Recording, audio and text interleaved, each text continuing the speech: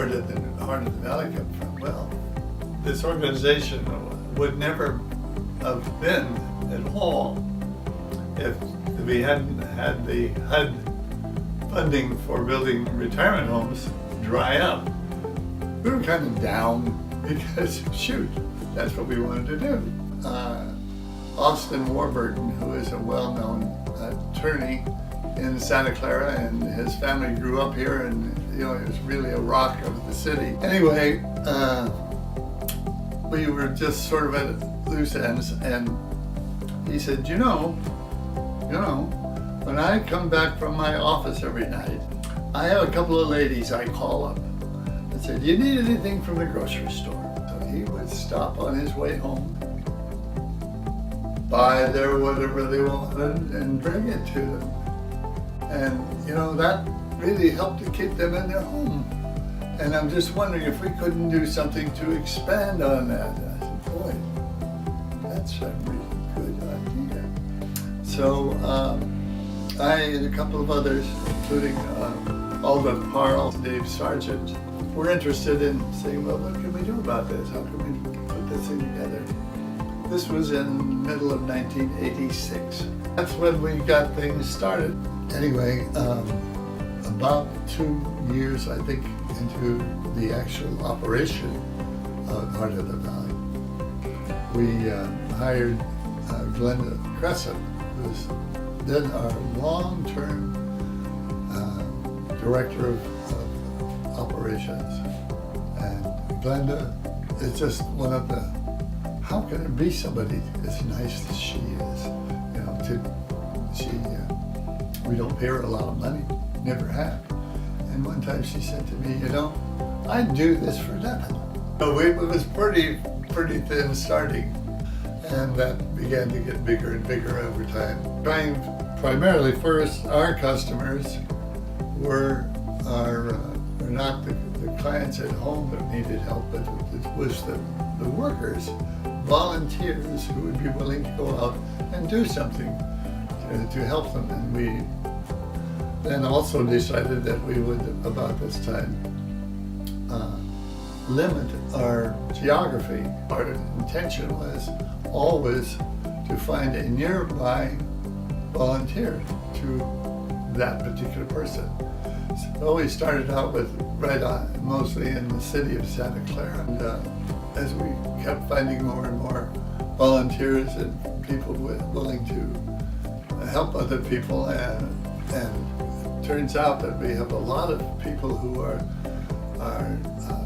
rather young, and we have some people who are rather elderly as volunteers. Young people saying, well, this ought to do something for my community, which was lovely. And so they could do this and fit it in with their time schedule, with going, say, to school or something, and yet be able to help us. And then there were people who were retired who had time on their hands and said, well, I got to do something. Well, they heard about us and then said, well, I could take people around. I should talk a little bit about that.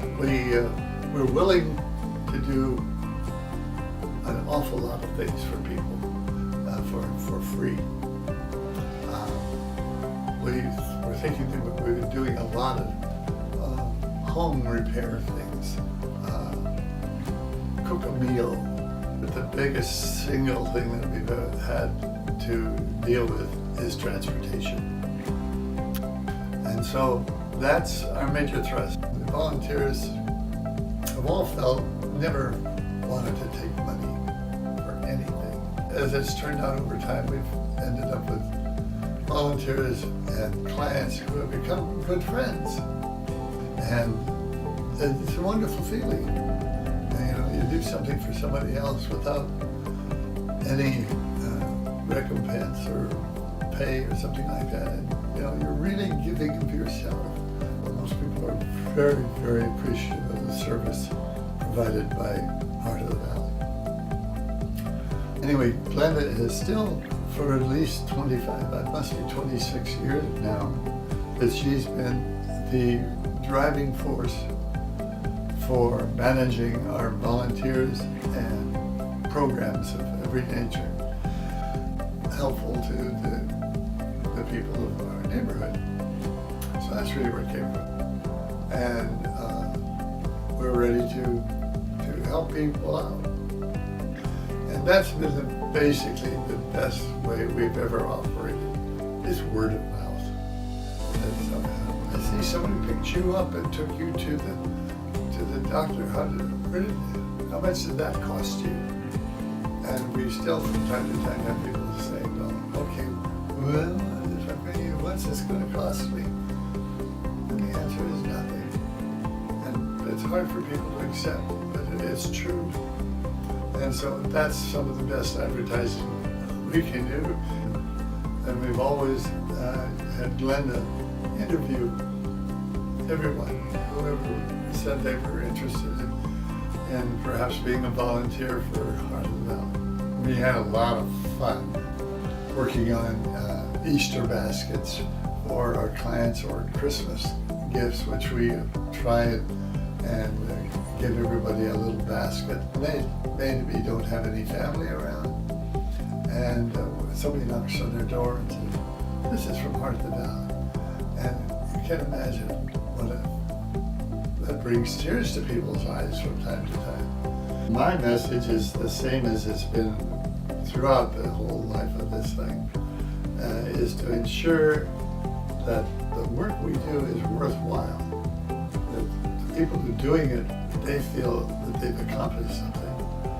You know, we're dealing one-on-one with people.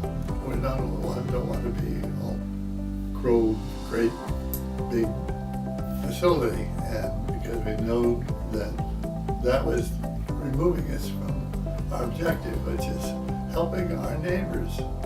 I think a big way we raise money is from people like Glenda going out and talking to organizations, and then to people who we've helped. We always send them an after the fact envelope and saying, if you can, could you help us with more to support what we're doing? I remember there was one had a quarter in it. And then, and you knew that was a big deal for that person. So, it's never been a thing that we were looking to try and find well-to-do people to take care of. No, we're looking for neighbors, whatever their condition is. So soup to nuts, depending upon your capability and your interest. I would sure love to see people put Heart.of.Valley into their will and make a commitment that way. I have it in my will, and it's just millions of dollars. No. I don't have anything like that, but I have put a sum of money into my will for when I'm gone. I just can't think of a better place that I could help out ongoing. And if something's going to go on after I've gone from it. I'm now a client to Heart.of.Valley in a certain extent. And it's kind of funny how, here I was a worker, and now I'm a user. And I feel very comfortable